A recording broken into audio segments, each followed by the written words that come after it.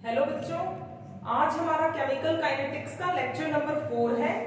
इसमें हम स्टडी करेंगे rate law expression and order of reaction के बारे में। ये रेट लॉ एक्सप्रेशन जो है बहुत ही इंपॉर्टेंट टॉपिक है और इजी भी है। इसको आप बहुत ही ध्यान से सुनना और इसके नोट्स भी बना लेना साथ में। तो रेट लॉ एक्सप्रेशन को समझने के लिए हम एक जनरल इक्वेशन लेके चलते हैं। मान लीजिए हमारे पास दो रिएक्टेंट्स हैं ए एंड बी, वो दोनों रिएक्ट करके प्रोडक्ट की फॉर्मेशन कर रहे हैं।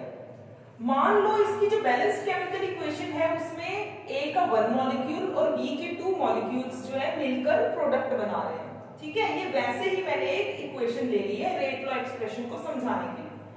अब इस रिएक्शन में जो रेट ऑफ रिएक्शन होगा वो ए की कंसंट्रेशन और बी की कंसंट्रेशन पे किस तरह से डिपेंड कर रहा है, कितना डिपेंड कर रहा है, वो हमें क्या है एक्सपेरिमेंटली ही पता लगता है। मतलब इस रिएक्शन की जो स्पीड है वो ए की कंसंट्रेशन पे डिपेंड करेगी और बी की कंसंट्रेशन पे भी डिपेंड करेगी। पर ए की कंसंट्रेशन पे कितना डिपेंड कर रही है, कैसे डिपेंड कर रही है, और बी की कंसंट्रेशन पे जो इस रिएक्शन की स्पीड है, इस रिएक्शन का रेट है, वो बी की कंसंट्रेशन पे कितना डिपेंड कर रहा है, वो पता लगाने का सिर्फ एक ही तरीका है, एक्सपेरिमेंट करना, एक्सपेरिमेंटल मेथड। ठीक है, मतलब कोई भी रिएक्शन हो हमारे पास, उसमें जो रेट ऑफ रिएक्शन है वो रिएक्टेंट्स पे कितना डिपेंड करता है वो हम सिर्फ और सिर्फ एक्सपेरिमेंटली ही पता लगा सकते हैं। ठीक है, तो अब इसमें हम क्या देखते हैं, हम एक एक्सपेरिमेंट करते हैं। सपोज करो कि हमने एक एक्सपेरिमेंट किया और उस एक्सपेरिमेंट में हमने क्या किया, पहले हमने ए की कंसंट्रेशन को चेंज किया और बी की कंसंट्रेशन को कांस्टेंट रखा। फिर सेकंड स्टेप में हमने क्या किया, बी की कंसंट्रेशन को चेंज किया और ए की कंसंट्रेशन को कांस्टेंट रखा। ठीक है, और फिर हमने दोनों बारी में ऑब्जर्व किया कि रेट ऑफ रिएक्शन में कितना चेंज आया कंसंट्रेशन को चेंज करने पे। तो पहले हम करते हैं कंसंट्रेशन जो है ए की, स्क्वायर ब्रैकेट में लिखा हुआ है मतलब ए की कंसंट्रेशन। ए की कंसंट्रेशन को हमने डबल कर दिया पहले। ठीक है, जितनी पहले थी ए की कंसंट्रेशन उससे हमने डबल कर दी ए की कंसंट्रेशन, और बी की कंसंट्रेशन को हमने नहीं छेड़ा, जितनी है उतनी ही रखी। ठीक है, तो ए की कंसंट्रेशन जितनी पहले थी उससे डबल कर दी और बी की कंसंट्रेशन को कांस्टेंट रखा, जितनी पहले थी कंसंट्रेशन उतनी ही रहने दी। तो हमने क्या देखा कि रेट ऑफ रिएक्शन आप मान लो डबल करने पे, ए की कंसंट्रेशन डबल करने पे 4 टाइम्स हो गया, रिएक्शन की स्पीड जो है 4 गुना बढ़ गई। ये हमने सिर्फ माना है कि हमारा जो एक्सपेरिमेंट है हमने उसमें ऐसा मान लिया कि ए की कंसंट्रेशन को डबल किया तो जो रिएक्शन की स्पीड है, रेट ऑफ रिएक्शन जो है वो 4 टाइम्स हो गया।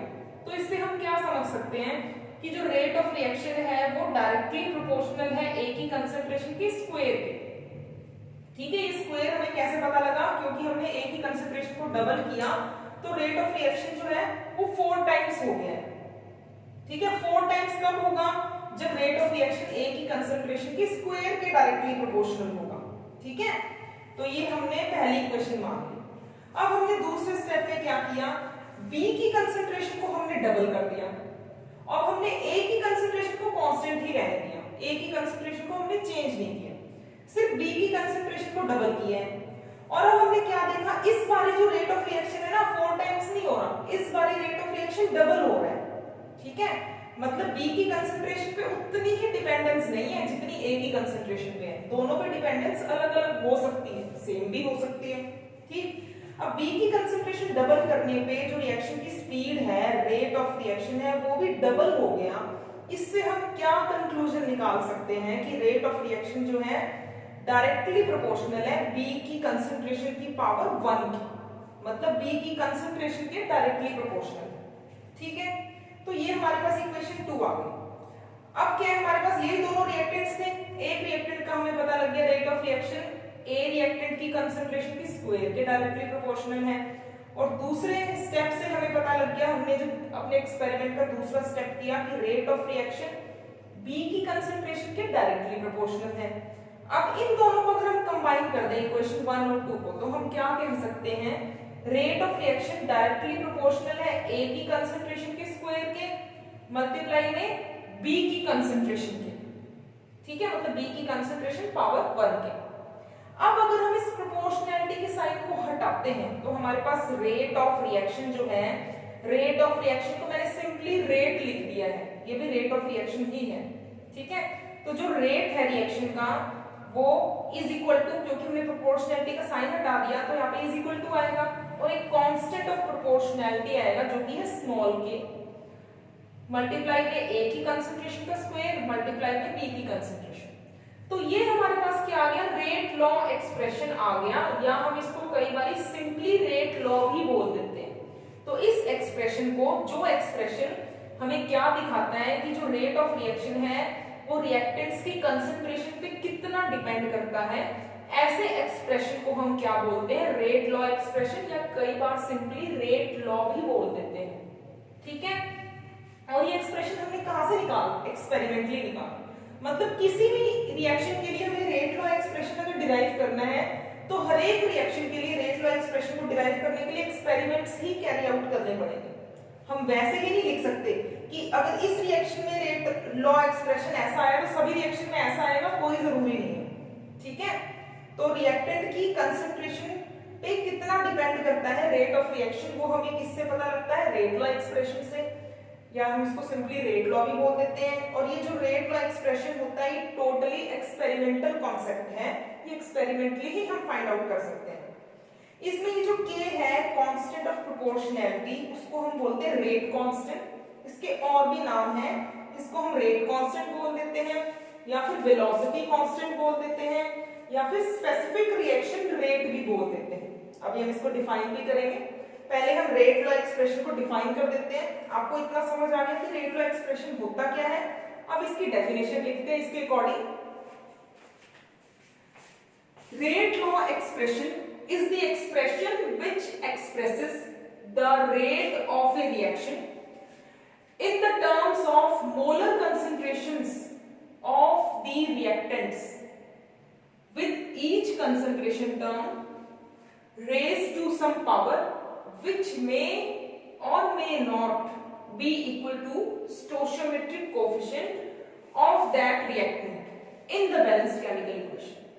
इससे क्या पता लग रहा है, इस डेफिनेशन में क्या बता रहा है ये, कि जो रेट लॉ एक्सप्रेशन है ये एक ऐसा एक्सप्रेशन होता है जो रेट ऑफ रिएक्शन को एक्सप्रेस करता है। किसकी टर्म में एक्सप्रेस करता है रेट ऑफ रिएक्शन को, स्पीड ऑफ रिएक्शन को एक्सप्रेस करता है रेट लॉ एक्सप्रेशन जो है, in terms of molar concentration of reactant. Reactant की मोलर कंसंट्रेशन के टर्म में रिएक्शन की स्पीड को एक्सप्रेस करता है रेट लॉ एक्सप्रेशन। और ये जो मोलर कंसंट्रेशन होती है इनके रेस टू कुछ ना कुछ पावर भी वहां पे रहेगी। ठीक है, ये पावर जरूरी नहीं है कि इस मोलर कोफिशिएंट के इक्वल ही हो। ठीक है, ये जरूरी नहीं है, क्योंकि देखो A जो है यहाँ पे जो स्टोइचोमेट्रिक कोफिशिएंट आ रहा है इस रिएक्शन में A के लिए वो 1 है, लेकिन रेट लॉ एक्सप्रेशन में जो A की कंसंट्रेशन है इसके ऊपर जो पावर है वो 2 है, और इस रिएक्शन में B का जो स्टोइचोमेट्रिक कोफिशिएंट है वो 2 है, और इधर जो B की मोलर कंसंट्रेशन है इसका रेस टू पावर क्या है, 1 है। मतलब इस रेट लॉ एक्सप्रेशन में ये जरूरी नहीं है कि जो कंसंट्रेशन टर्म है उसके पावर में स्टोइचोमेट्रिक कोफिशिएंट ही हो। ठीक है, ये जरूरी नहीं है।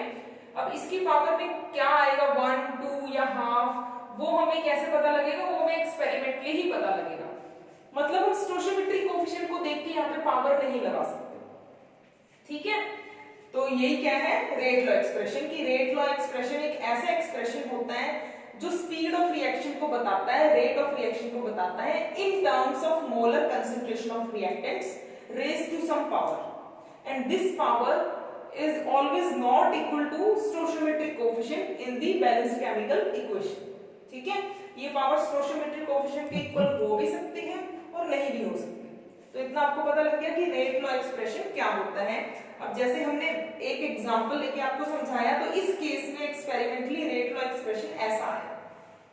ठीक है, अब अगर हम इस रेट लॉ एक्सप्रेशन को ही लेके चले, जो मैंने आपको समझाने के लिए एक एग्जांपल लिया है, इसमें मैं A की कंसंट्रेशन और B की कंसंट्रेशन दोनों को 1 पुट कर दूं, 1 मोल पर लीटर पुट कर दूं।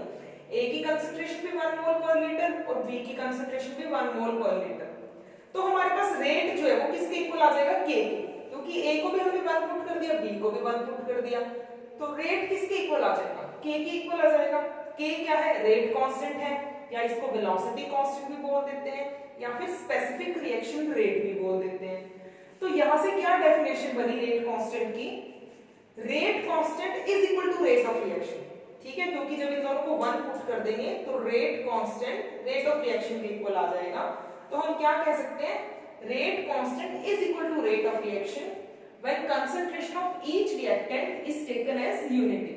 जब हर एक रिएक्टेंट की जो कंसंट्रेशन है हम क्या ले लें, यूनिटी ले लें, तो उस टाइम पे जो रेट कांस्टेंट होता है वो रेट ऑफ रिएक्शन के ही इक्वल होता है। तो यहीं से इसका जो नाम है स्पेसिफिक रिएक्शन रेट इसी डेफिनेशन से आया है, क्योंकि रिएक्शन रेट ही है। किस टाइम पे रिएक्शन रेट के इक्वल है, रेट ऑफ रिएक्शन के इक्वल है रेट कांस्टेंट, जब मोलर कंसंट्रेशन ऑफ रिएक्टेंट जो हमने 1 ली हुई है, यूनिटी ली हुई है, ठीक है।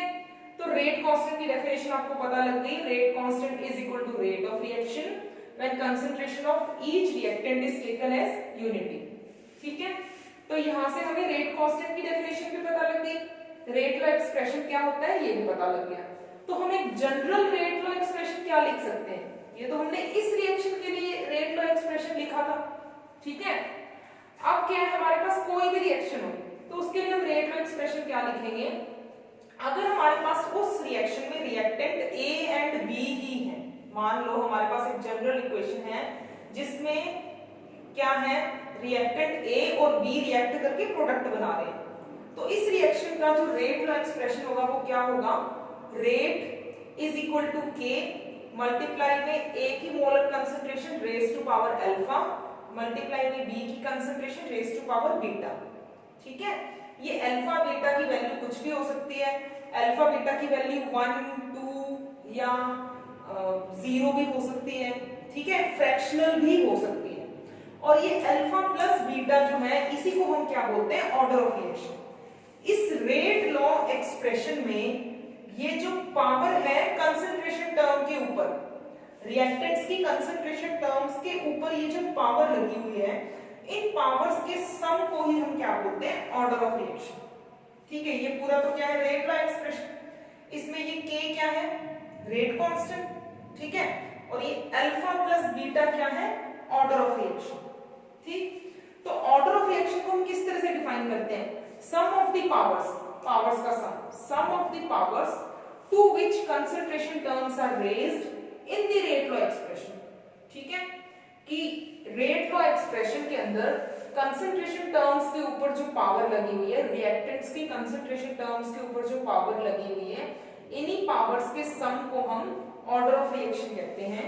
और ये ऑर्डर ऑफ रिएक्शन जरूरी नहीं है कि हमेशा 2 3 4 5 या 6 ऐसा ही आए। ऑर्डर ऑफ रिएक्शन जो है हमारे पास जरूरी नहीं है कि हमेशा ही होल नंबर आए, ये फ्रैक्शनल भी आ सकता है और जीरो भी आ सकता है।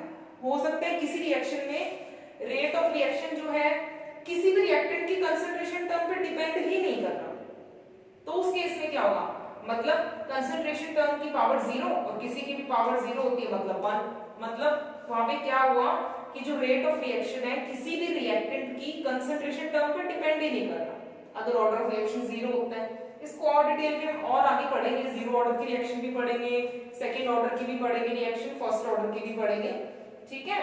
पर मैं आपको ये बता रही हूँ कि ऑर्डर ऑफ रिएक्शन जरूरी नहीं है कि हमेशा होल नंबर हो, ये 0 भी हो सकता है, फ्रैक्शनल भी हो सकता है, ठीक। ऑर्डर ऑफ रिएक्शन आपको पता लग गया। अब यहाँ पे एक लॉ ऑफ मास एक्शन भी हम पढ़ लेते हैं, कई बार ये पूछ भी दिया जाता है एग्जाम में कि लॉ ऑफ मास एक्शन क्या होता है। तो दो साइंटिस्ट थे गुलबर्ग एंड वागे, ठीक है, तो हमारे पास दो साइंटिस्ट थे गुलबर्ग एंड वागे। उन्होंने क्या कहा, उन्होंने कहा कि मान लो हमारे पास ये एक जनरल इक्वेशन है, ये हमने केमिकल रिएक्शन लिखी है, A प्लस बी मिलकर क्या बना रहे हैं, प्रोडक्ट।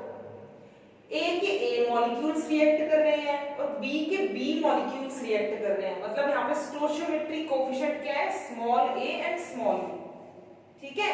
तो A के A मॉलिक्यूल्स रिएक्ट कर रहे हैं और B के B मॉलिक्यूल्स रिएक्ट कर रहे हैं और ये आपस में रिएक्ट करके प्रोडक्ट बना रहे हैं, ठीक।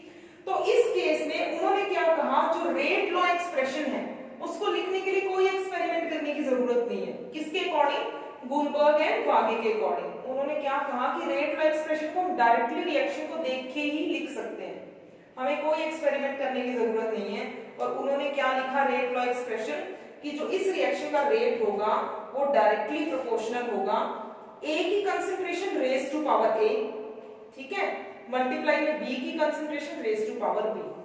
मतलब उन्होंने जो रिएक्टेंट्स के स्टोइचियोमेट्रिक कोएफिशिएंट्स हैं उन्हीं को पावर में रख दिया इनकी कंसंट्रेशन टर्म्स के, ठीक है। और जब प्रोपोर्शनैलिटी का साइन हटाया तो वही यहाँ पे एक रेट कांस्टेंट लगा दिया, ठीक। तो उन्होंने बस क्या कहा था कि एक्सपेरिमेंट करने की जरूरत नहीं है रेट लॉ एक्सप्रेशन लिखने के लिए, जो रिएक्टेंट के स्टोइचियोमेट्रिक कोएफिशिएंट होंगे वही क्या होंगे, रिएक्टेंट की मोलर कंसंट्रेशन के पावर में आ जाएगा। इसी को क्या कहा गया था, लॉ ऑफ मास एक्शन। तो लॉ ऑफ मास एक्शन क्या है, कोई एक्सपेरिमेंटल कॉन्सेप्ट नहीं है, और ये किसने दिया था, गुलबर्ग एंड वागे ने दिया था। गुलबर्ग एंड वागे, उन्होंने लॉ ऑफ मास एक्शन दिया, और ये थ्योरेटिकल कॉन्सेप्ट था। लेकिन लॉ ऑफ मास एक्शन किसी किसी रिएक्शन में तो ये तुक्का सही लग जाता है, किसी किसी रिएक्शन में ऐसा हो जाता है कि जो स्टोइचियोमेट्रिक कोएफिशिएंट है वही मोलर कंसंट्रेशन टर्म्स के पावर में आ जाते हैं, लेकिन मोस्ट ऑफ द रिएक्शंस में ऐसा नहीं होता, ठीक है। मतलब हम क्या कह सकते हैं, law of mass action does not hold good for all reactions. तो सभी रिएक्शंस के लिए अगर हमें रेट लॉ एक्सप्रेशन निकालना है तो हमें एक्सपेरिमेंटली ही निकालना पड़ेगा, ठीक है। तो ये क्या है, जो रेट लॉ एक्सप्रेशन है कोई भी थ्योरेटिकल कॉन्सेप्ट नहीं है ये, जैसा कि गुलबर्ग एंड वागे ने कहा था, इनका जो कॉन्सेप्ट था लॉ ऑफ मास एक्शन वो फेल हो गया था। वो सिर्फ कुछ ही रिएक्शंस में अप्लाई होता है, सभी रिएक्शंस में नहीं अप्लाई होता।